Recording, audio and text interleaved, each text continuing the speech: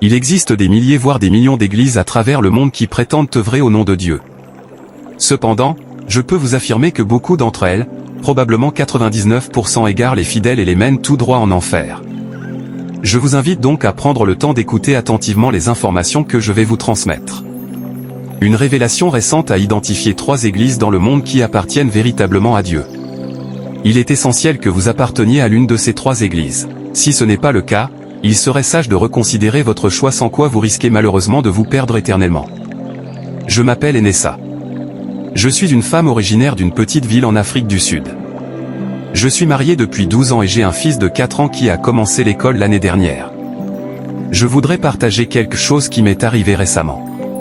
Je n'avais pas prévu d'en parler, mais je crois que le Seigneur me pousse à le faire pour que cela touche d'autres personnes qui se trouvent peut-être dans la même situation que moi il y a 6 ans. À cette époque, j'ai arrêté d'aller à l'église.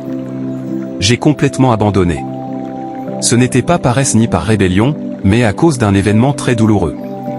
J'étais engagé dans une église bien connue, aussi bien en Afrique du Sud qu'aux États-Unis. Il y avait une antenne de cette église dans ma ville. Elle était en pleine expansion. Le pasteur de la branche locale était très respecté. Je lui faisais confiance. J'étais actif dans le groupe des femmes. Un jour, il m'a convoqué dans son bureau pour ce qui semblait être une réunion normale. Il m'a dit qu'il avait un message de Dieu à me transmettre. Mais une fois arrivé, il a verrouillé. Il a verrouillé la porte et a commencé à me toucher de manière inappropriée d'une façon que je n'ose même pas décrire ici. J'étais figé sous le choc. J'ai réussi à le repousser et à m'échapper. J'en ai parlé à quelques personnes, mais personne ne m'a cru. Ce qui m'a fait le plus mal, c'est que les responsables de l'église m'ont complètement ignoré quand je leur ai raconté ce que le pasteur m'avait fait. Ils ont pensé que j'essayais de le piéger, que je voulais salir sa réputation. Je me suis senti brisé, seul, trahi par l'église. Seul mon mari m'a cru. Il m'a dit de ne plus jamais remettre les pieds dans cette église. À partir de ce jour-là, j'ai décidé de ne plus jamais aller dans aucune église. Je me suis dit que je prierais chez moi, que j'adorerais Dieu dans mon cœur, que je lirais ma Bible, mais que je n'entrerai plus dans une église. J'ai tenu cette décision pendant 6 ans. Beaucoup de gens ont essayé de me convaincre de changer. Ma sœur, mes voisins, même mon mari me disaient non, ça, tous les pasteurs ne sont pas comme ça. Trouve une autre église, mais mon cœur n'arrivait plus à faire confiance. J'avais trop vu, trop vécu. Et quand je regardais autour de moi, je voyais tellement d'églises remplies de bruit et de confusion. Des églises où l'on demande beaucoup d'argent pour obtenir des guérisons ou des bénédictions. Des pasteurs qui utilisent de l'huile, de l'eau, des mouchoirs, toutes sortes d'objets comme s'il s'agissait de magie. Certaines églises ressemblaient plus à des entreprises qu'à la maison de Dieu. Je ne pouvais pas prendre le risque d'être blessé à nouveau, mais récemment, quelque chose a tout changé. Il y a environ 2 semaines, j'ai eu un accident. Ce n'était pas très grave, mais je me suis blessé à la jambe et j'ai dû rester à la maison. Mon patron m'a accordé quelques jours de repos. Le 4e jour, après avoir déposé mon fils à l'école, je suis rentré chez moi et j'ai ressenti un étrange appel dans mon cœur. J'ai été poussé à jeûner et à prier. Cela faisait longtemps que je n'avais pas jeûné. J'ai décidé de jeûner jusqu'à 18 h et de passer la journée dans la présence de Dieu. J'ai pris ma Bible et j'ai lu Matthieu 24:11. Plusieurs faux prophètes s'élèveront et il séduit beaucoup de gens. Je me suis arrêté un moment sur ce verset et j'ai médité longuement. J'ai dit: Seigneur, je sais que c'est vrai. Je l'ai vu de mes propres yeux.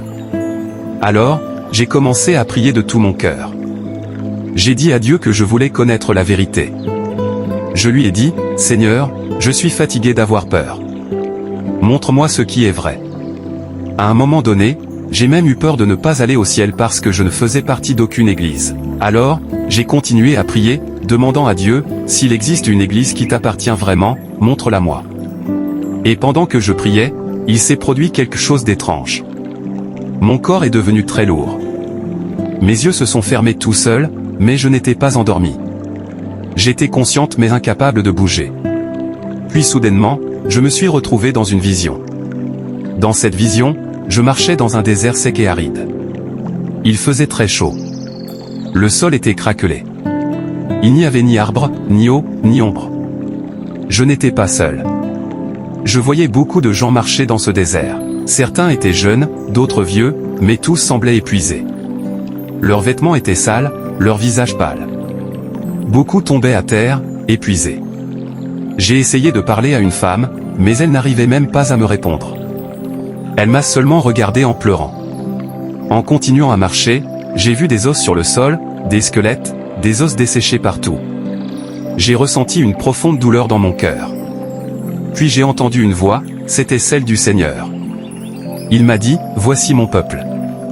Ils suivent des églises qui ne viennent pas de moi. Ils marchent dans des lieux où mon esprit n'est pas présent et beaucoup meurent spirituellement. Alors le Seigneur a pris ma main et tout à coup n'étions plus dans le désert mais dans un jardin. Ce jardin était magnifique, des arbres verdoyants, des fruits, des légumes, des fleurs. L'air était pur. Le soleil brillait doucement. Je voyais des gens là aussi, mais ils étaient différents. Ils étaient propres, ils souriaient. Leurs vêtements étaient blancs et lumineux. Certains manguaient les fruits des arbres, d'autres buvaient l'eau d'une rivière claire toute proche. Le Seigneur m'a dit, ceux-ci sont dans les églises qui m'appartiennent. Mon esprit est avec eux.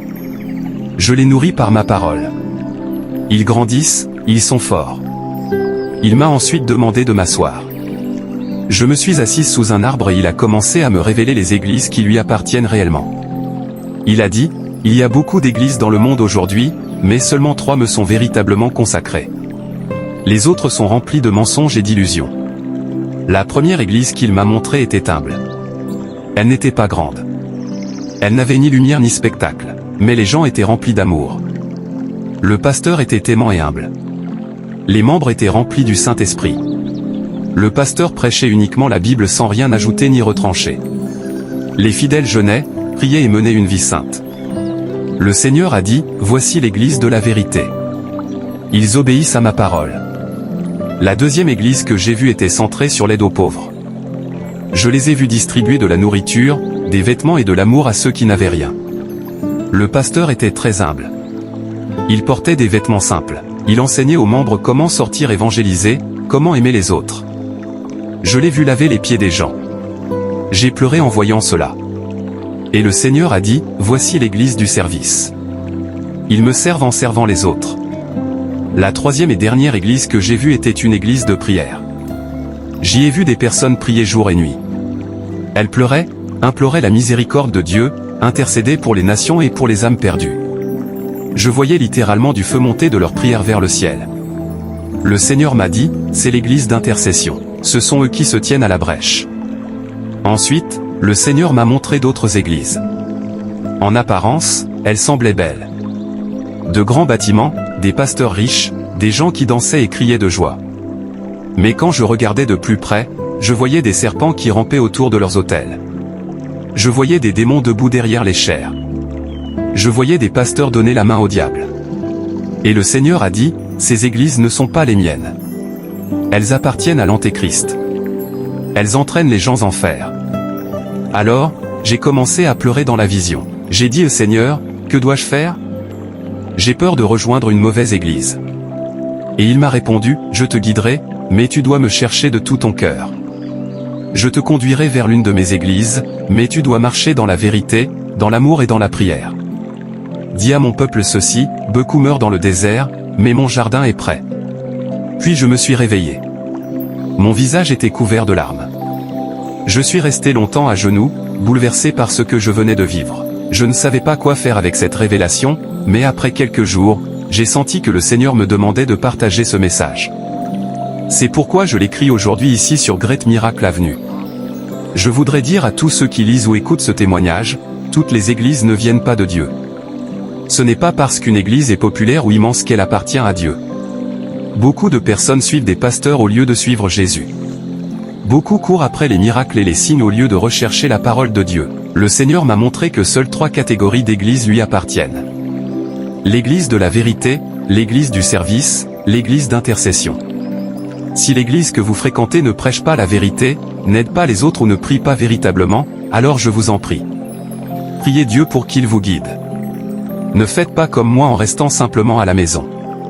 Ce n'est pas non plus la solution. Dieu désire toujours que nous nous réunissions en tant qu'Église, mais nous devons être attentifs à l'endroit où nous allons. Les temps de la fin sont là. Il nous faut marcher avec prudence. Je prie pour qu'au moins une personne entende ce message et se réveille. Je prie que quelqu'un sorte du désert spirituel et entre dans le jardin de Dieu. Que le Seigneur nous guide tous. Merci d'avoir écouté la révélation de notre chère sœur jusqu'à la fin.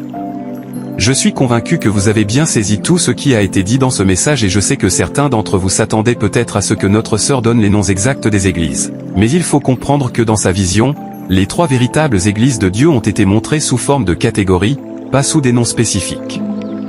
Donc, quelle que soit l'église que vous fréquentez, il est crucial de vous assurer qu'elle entre dans l'une de ces 3 catégories révélées par le Seigneur. 1. Une église remplie du Saint-Esprit.